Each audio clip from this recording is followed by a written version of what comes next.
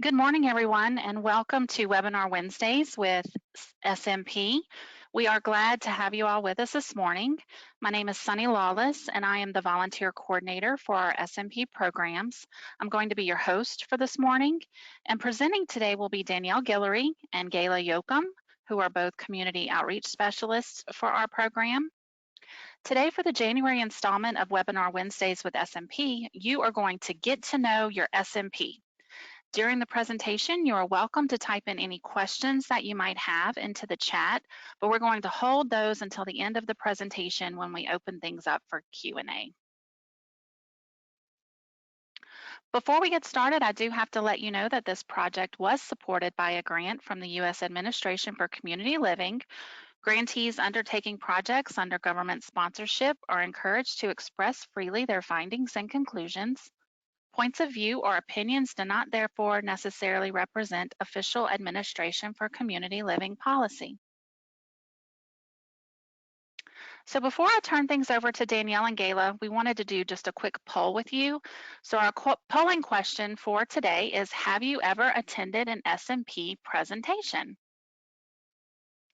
And if you will just give me one moment to launch that poll. Actually, if you don't mind, if you would open up your chat and just type in yes or no and send that in to us. Have you ever attended an SMP presentation? Let's see, it looks like we've got a few yeses coming in.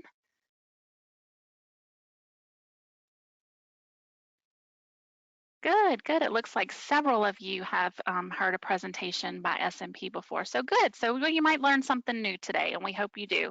We appreciate that. So thank you for sending those informations in through the questions. I apologize that the poll was not working this morning. So now I'm going to turn things over to Danielle, who is going to get us started with today's presentation. Danielle?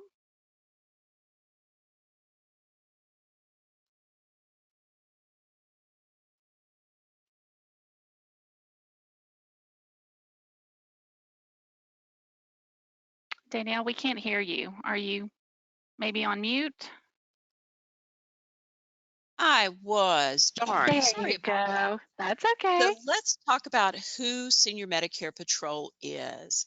As Sunny said, we are a grant funded project of the federal U.S. Department of Health and Human Services, or the HHS, and the U.S. Administration for Community Living. All SMP grantees have shared national identity through a national program name and logo. Every state has an SMP program. In Georgia, Louisiana, and Mississippi, SMP is sponsored by AdviseWell Incorporated. And the mission of SMP is to empower and assist Medicare beneficiaries, their families, and caregivers to prevent, detect, and report healthcare fraud, errors, and abuse through outreach, counseling, and education. And last year, SMP actually celebrated their 25th anniversary of being a program in every state. Next slide. Now, what do SMPs do? Well, our work is in three main areas. We conduct outreach and education. So that means we go out and present to groups. We go to health fairs or anywhere that seniors gather. And we also will work one-on-one with Medicare beneficiaries. We provide education opportunities for seniors at places like senior centers and independent living facilities. We also are available to speak to church groups and other small groups. Our presentations typically last 15 to 20 minutes, and then we spend some time afterwards doing Q&A. We provide educational materials and giveaways to the attendees, and we can also schedule virtual presentations for groups just like this. We also receive beneficiary complaints. When Medicare beneficiaries, caregivers, and family members bring their complaints to the SMP, SMP makes a determination about whether or not it was fraud, error, or abuse. When fraud or abuse is suspected, we make referrals to the appropriate state and federal agencies for further investigations. Next. And last but certainly not least, we engage volunteers. Protecting older persons' health, finances, and medical identity while saving precious Medicare dollars is a cause that attracts civic-minded Americans. Our volunteers receive training to give presentations on Medicare fraud and scams.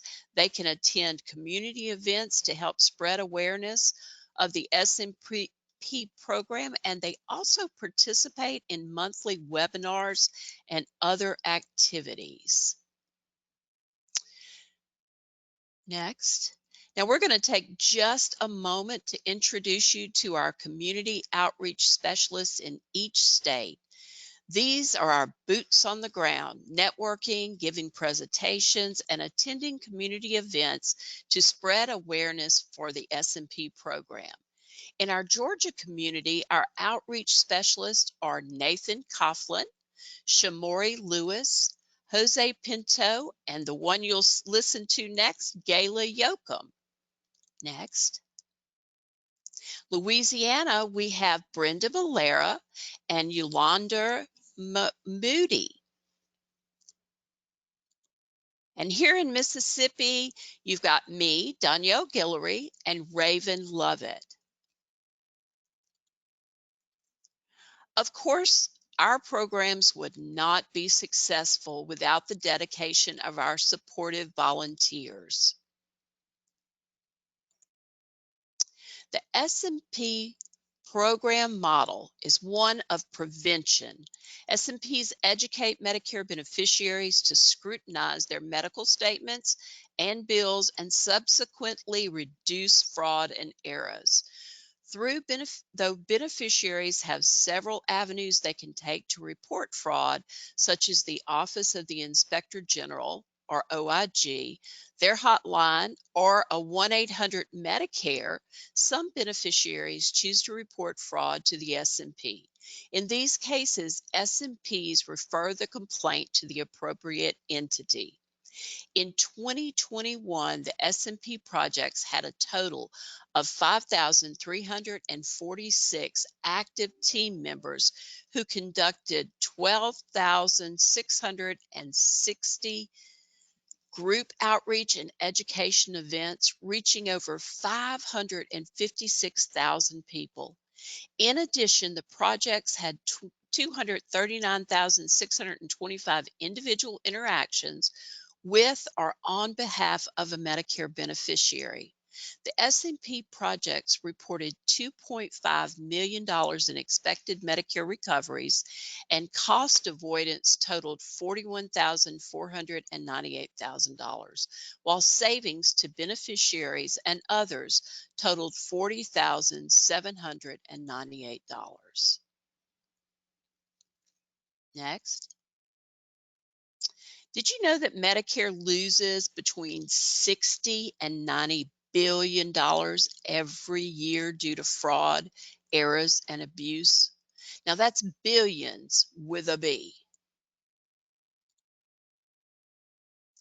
So how can we tell the difference between what is fraud and what is abuse?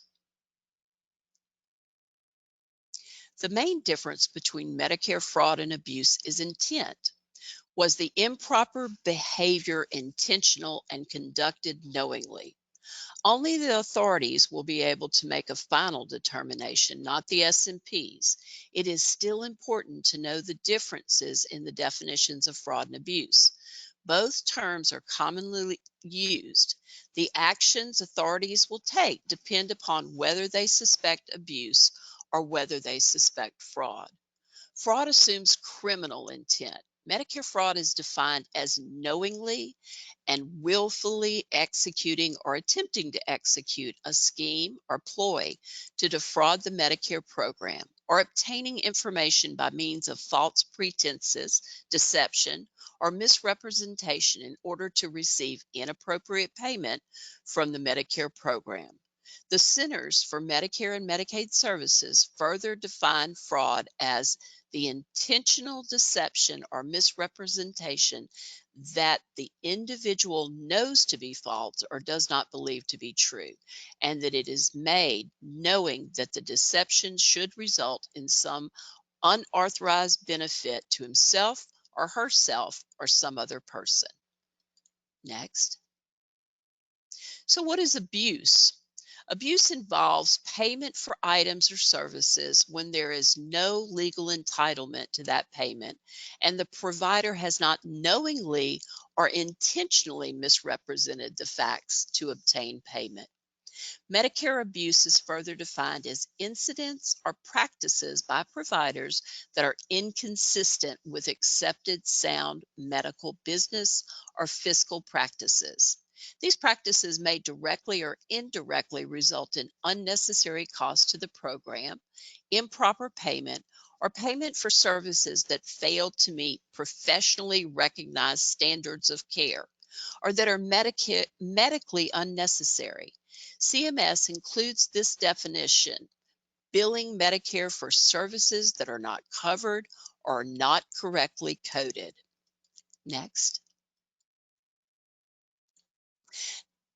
Now that you know the difference between abuse and fraud, let's take a look at some of the common examples of Medicare fraud.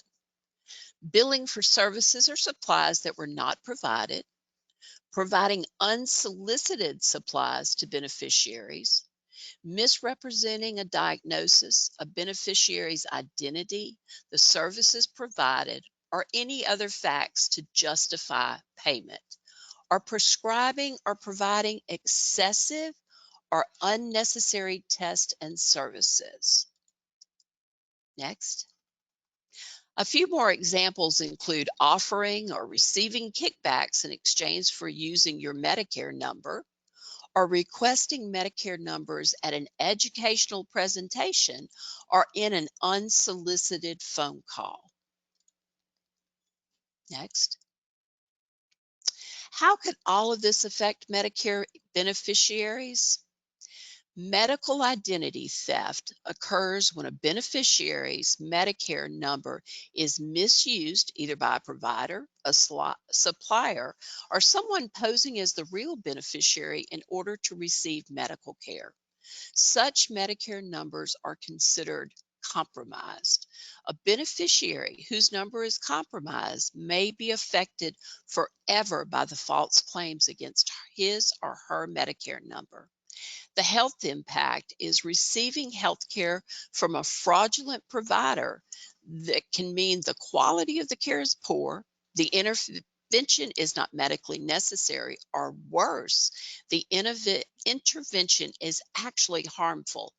A beneficiary may later receive improper medical treatment from a legitimate provider as a result of inaccurate medical records that contain false diagnosis, records showing treatments that never occurred, misinformation about allergies, incorrect lab results, or additionally, because of inaccurate or fraudulent claims to Medicare, beneficiaries may be denied needed Medicare beneficiaries. For example, some services have limits. If Medicare thinks such services were already provided, they are going to deny payment. And your personal financial losses could be due to Medicare fraud, errors, and abuse, can result in a higher out of pocket cost for the beneficiary, such as co-payments for healthcare services that were never provided, were excessive, or were medically unnecessary. Beneficiaries may also find themselves stuck with bills for services from providers who should have billed Medicare, but instead billed the beneficiary for the entire cost of that service. Next. Now that you know who we are, what we do, Gayla is going to discuss the 3 keys to success in stopping healthcare fraud, waste, and abuse through prevention, detection, and reporting. Thank you. Good morning. The first key to success in preventing Medicare fraud is to protect your personal information. It is going to be your best defense against healthcare fraud and abuse. Treat your Medicare and Social Security numbers like your credit cards. Never give these numbers to a stranger. Remember, Medicare will not call you to ask you for your Medicare number. Don't carry your Medicare card unless you'll need it for a doctor's appointment. Keep a record of your medical visits, tests, and procedures in a healthcare journal or calendar. Next. The second key is to detect. Knowing how to spot suspicious activity can help you stop healthcare fraud and abuse in its tracks. Review your Medicare Summary Notices, MSNs, or Explanation of Benefits, EOBs, from your insurance company. Your Medicare Summary Notice is mailed to you by Medicare every 3 months. If you have a Medicare Advantage plan, you will receive an explanation of benefits after you receive healthcare services. Compare your statements to your personal records and look for the following items: charges for something you did not get, billing for the same services or supplies twice, services that were not ordered by your doctor. Next. The third and final key is report. If you suspect you have been a target of fraud, report it.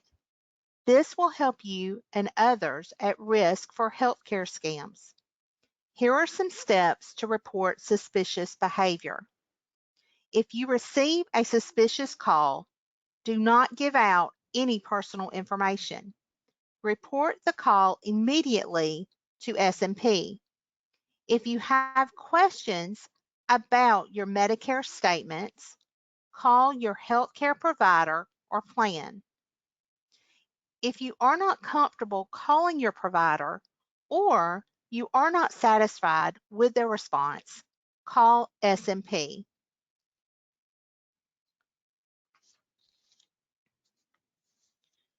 You might be wondering how you can help and become involved. Senior Medicare Patrol is always looking for civic-minded individuals to join our fight against Medicare fraud. The benefits of volunteering for our program include gaining the satisfaction of participating in a national effort to empower members of your own community to prevent, detect, and report healthcare fraud, errors, and abuse. Our volunteers receive training on the basics of Medicare and healthcare errors, fraud, abuse, and scams.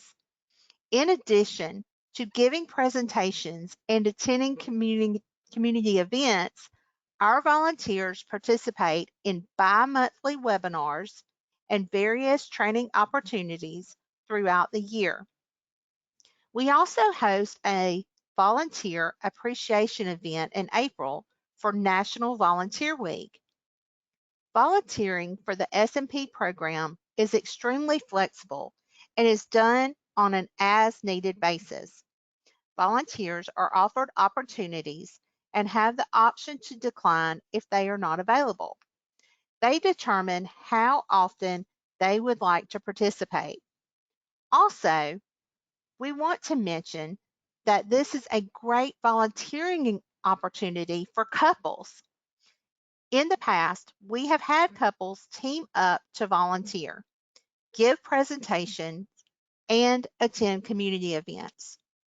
If you think volunteering for SMP is something you might be interested in, give us a call at our toll-free number, 877-272-8720. We would be more than happy to send you one of our volunteer information packets and answer any questions you might have about the process.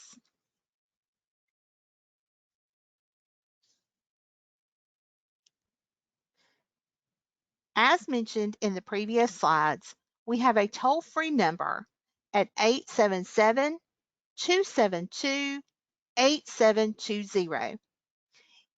You can also visit our website, www.stopmedicarefraud.org, for additional information about our program. Additionally, we would like to encourage you to scan the QR code using the camera on your cell phone that will guide you to our social media platforms, including Facebook, Georgia, Louisiana, Mississippi, and Spanish Facebook pages, YouTube, and our podcast, Sip and Learn with SMP, on Spotify and Apple Podcast. All right, thank you, Gayla and Danielle, for that information. So we do want to let you know that coming up next month for Webinar Wednesdays with SMP, we're going to be talking about understanding your Medicare summary notice, your MSN, or if you have a Medicare Advantage plan, you have an explanation of benefits, also known as an EOB.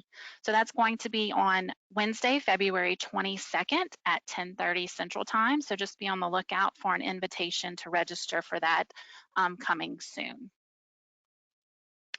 All right, so now it's time for our prize drawing. Everyone who registered prior to 10:15 a.m. this morning, so you had to be registered for the webinar before then, everyone that was entered for a chance to win, and the winner must be present to win.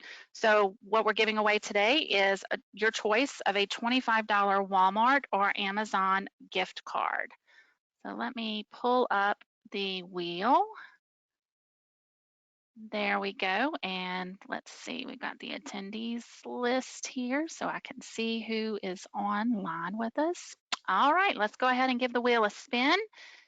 And, oh, no, that's not what I wanted to do. Here we go. All right, Miss Vicki L. So I see Miss Vicki Lewis is here. So congratulations, Miss Vicki. You're going to be our prize drawing winner for today. So I will reach out to you after today's webinar and you get to tell me which one you'd like, if you'd like a Walmart or an Amazon e-gift card.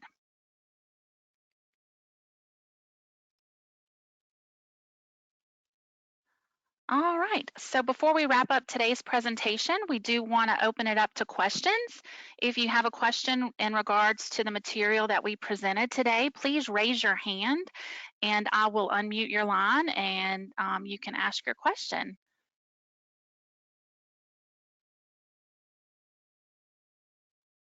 Let's see. I am not seeing any hands raised. All right. Well, this will conclude our presentation on getting to know your SMP. We will be sending an email after the webinar today with a link to a short survey.